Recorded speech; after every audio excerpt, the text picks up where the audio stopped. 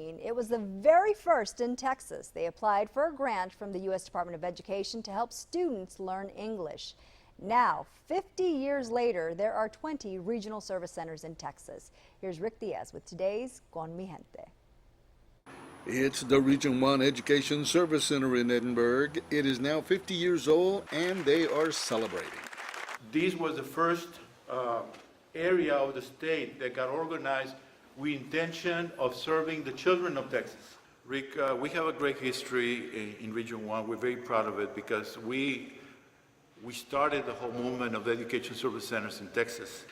It was in 1967, a group led by longtime educator El Ramirez applied for a $200,000 grant from the U.S. Department of Education. And our first focus from the very beginning was on children that needed to learn English. And he created the first training supplies, training materials.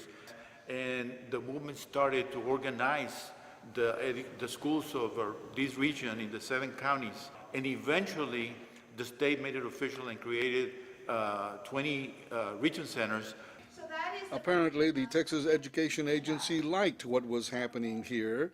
Now they also provide educators with professional development, teacher support. And we have expanded from just a few services that we used to have to now we have hundreds. Interpreting new laws and regulations from both state and federal agencies. And that includes 37 school districts and 10 charter school systems and 427,000 students. The center is overseen by a board. At this meeting, they welcome back former board members and former directors.